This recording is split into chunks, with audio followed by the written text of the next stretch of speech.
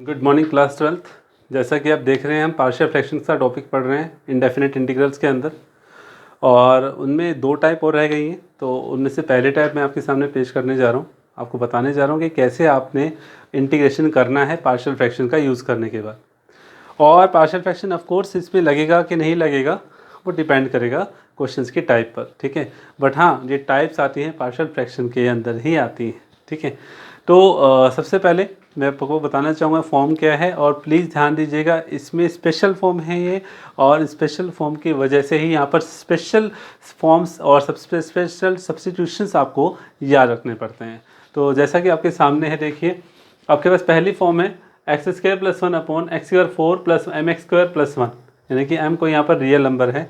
But point is this कि ये जो एक्स स्क्वायर प्लस 1 है, this is a biquadratic and you can say this is a pure quadratic, and this is this is your biquadratic equation. तो ये form आपको याद रखनी है कि यहाँ पर क्वाड्रेटिक नहीं, प्योर क्वाड्रेटिक है, और इधर एक्स स्क्वायर 4 के बाद सीधा एक्स स्क्वायर है प्लस 1 है, मतलब x4 पर एक्स क्यूब प्लस एक्स वाली टर्म्स नहीं है, ये ध्यान रखना है। ये फॉर्म है स्टूडेंट, ऑलमोस्ट ऊपर प्लस है और इधर में क्या है माइनस, नीचे क्या चल रहा है प्लस ही चल रहा है, x square 4 plus m x square plus 1। उसके बाद थर्ड है डी एक्स से सिर्फ, और नीचे क्या है बाई क्वाड्रेटिक पॉलिनोमियल है, that is x to 4 plus m x square plus 1। Actually जो थर्ड फॉर्म है ना, ये कन्वर्ट होकर फर्स्ट और सेकेंड फॉर्म ही बनेगी, ठीक है। इस बात का आपको ध्यान रखना है, और फिर हम इसको सॉल्व करेंगे। तो शुरुआत करते हैं। स्टेप्स क्या हैं, अगर ऐसी फॉर्म आ जाती है तो उसके क्वेश्चन कैसे सॉल्व होते हैं। सबसे पहले आपके पास फर्स्ट और सेकंड फॉर्म ही आपको मिलेंगे, ठीक है। मैंने बोला ना थर्ड फॉर्म में ऊपर सिर्फ dx है, उस dx को हम इस फर्स्ट और सेकंड इन फॉर्म में कन्वर्ट करके दिखाएंगे आपको, ठीक है। ध्यान दीजिएगा। तो पॉइंट इज दिस कि अगर ऐसी फॉर्म आपको मिलती हैं तो उसको सॉल्व कैसे करना है। सबसे पहला स्टेप है student, divide numerator and denominator by x square. X square से आपको डिवाइड करना है। दूसरा एक्सप्रेस द फॉर्मूला, मतलब एक्सप्रेशन सॉरी कह रहा हूँ, एक्सप्रेस द फॉर्मूला। जैसे आप डिवाइड करोगे तो डिनोमिनेटर के अंदर ये फॉर्मूले आपको बनाने हैं, एक्स प्लस 1 अपॉन एक्स का होल स्क्वायर और एक्स माइनस 1 अपॉन एक्स का होल स्क्वायर। ओके, ये कब बनेंगे, कैसे बनेंगे, क्या आइडिया होगा। एक्स प्लस 1 अपॉन एक्स का होल स्क्वायर कब बनेगा, जब न्यूमरेटर में माइनस होगा। देखो मैंने क्या लिखा है पूरा, express the formula x plus 1 by x whole square और x minus 1 upon x whole square in the denominator as numerator has, numerator के पास क्या होगा 1 माइनस 1 अपॉन एक्स स्क्वायर, और 1 माइनस 1 अपॉन एक्स स्क्वायर कब होगा, इस फॉर्म में होगा। जब मैं एक्स स्क्वायर से ऊपर नीचे डिवाइड करूंगा देखो तो ऊपर 1 आएगा, माइनस 1 अपॉन एक्स स्क्वायर आएगा, तो नीचे फॉर्मूला कौन सा बनेगा, एक्स प्लस 1 बाई एक्स का होल स्क्वायर। ये याद रखना है, ठीक है। और दूसरा, अगर numerator 1 plus 1 upon x square आएगा तो फॉर्मूला बनेगा एक्स माइनस 1 अपॉन एक्स का होल स्क्वायर। ये आपको याद रखना है स्टूडेंट, ठीक है। ये फॉर्म बनेगी। उसके बाद फिर आपको जैसे आप फॉर्मूला बन जाएगा तो आप सब्स्टिट्यूट करोगे एक्स प्लस 1 बाई एक्स या फिर एक्स माइनस 1 बाई एक्स, जो भी फॉर्मूला बना है उसको क्या पुट करोगे जेड। उससे आपके पास क्या बनेगा, वो डेरिवेटिव आ जाएगा जो आपने ऊपर देखा, ठीक है। और उसके बाद हमारे पास ये फॉर्म बनेगी d x upon x square plus a square या d x upon x square minus a square, और उसके बाद हम इस फॉर्मूले को अप्लाई कर देंगे और हमारा इंटीग्रेशन सॉल्व हो जाएगा। याद रहे, सब्स्टिट्यूशन मेथड लगता है तो वापस उसकी वैल्यूज़ को पुट भी करना होता है। तो मैं अब इस प्रॉब्लम को एग्जाम्पल के तहत आपको समझाने की कोशिश करूँगा, ध्यान से देखिएगा। और प्लीज़ इस बात का ध्यान रहे, ये m is a real number, ये जीरो भी हो सकता है, जीरो हुआ तो सिर्फ क्या बचेगा, एक्स स्क्वायर 4 प्लस 1 भी हो सकता है, तो डोंट वरी अबाउट इट, ठीक है। कंडीशंस वही है, क्लियर है। So let we start our question related to this form. So students, look at the problem related to the form. First form देखिए हमारे पास जो है उसी फॉर्म को मैंने प्रोसीड किया है एग्जांपल के तहत, x square plus 1 upon x square 4 plus x square plus 1, इसका हमें इंटीग्रेशन फाइंड आउट करना है, ठीक है। Divide numerator and denominator by x square, first step we have learned. तो यहाँ पर क्या हो 1 plus 1 upon x square plus 1 plus 1 upon x square, तो वन फॉर्म बन गई x square plus 1 upon x square plus 1। अब सुनिए, मैंने आपको बताया था कि जब यहाँ पर 1 प्लस 1 अपॉन एक्स स्क्वायर होगा तो नीचे माइनस का होल स्क्वायर बनाना है। किसका whole square, minus x minus 1 upon x का होल स्क्वायर। चलो इसको सॉल्व करते हैं एक बार। तो क्या बनेगा, x square plus 1 upon x square minus 2।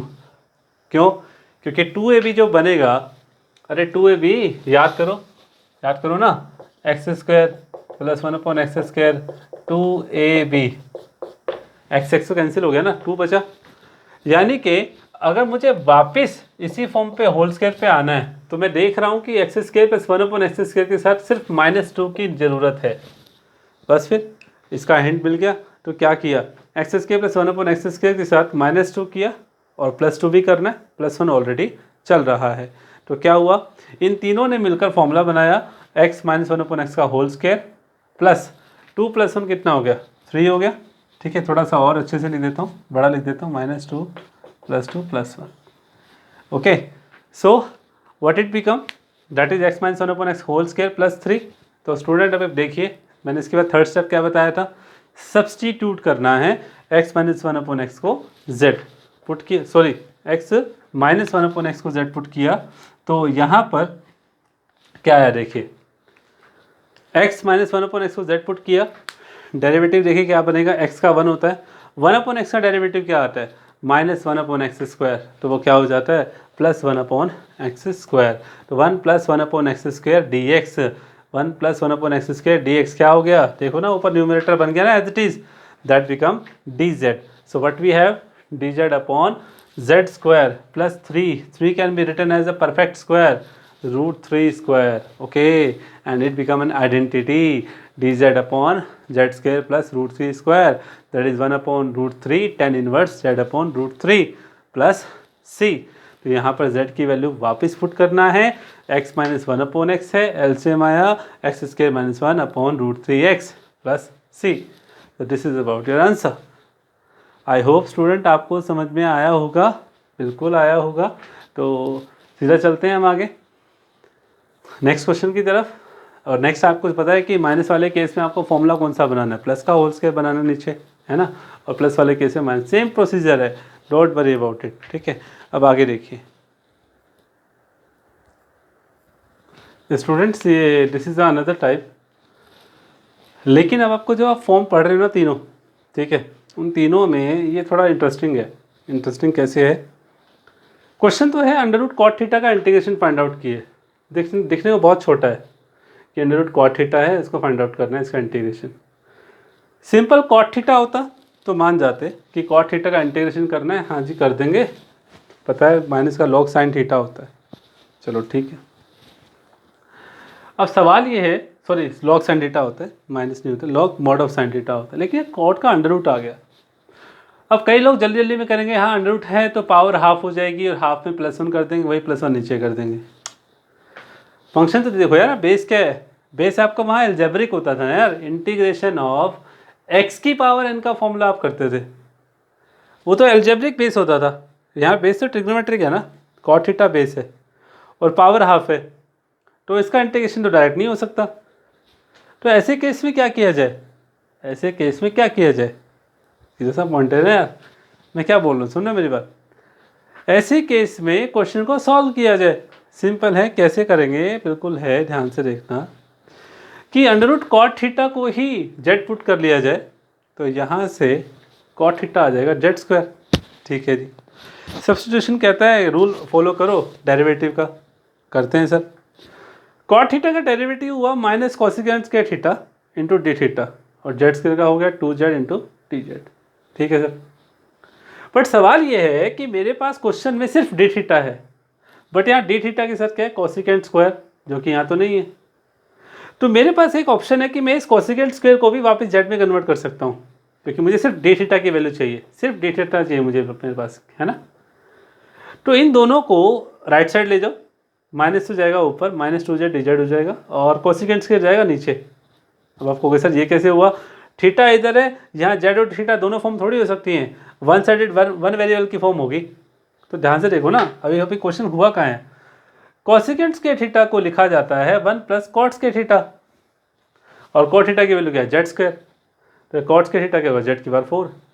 तो सवाल हो गया कि डी थीटा कंप्लीट कन्वर्ट हो गया z की फॉर्म में, -2z dz अपॉन 1 + z⁴।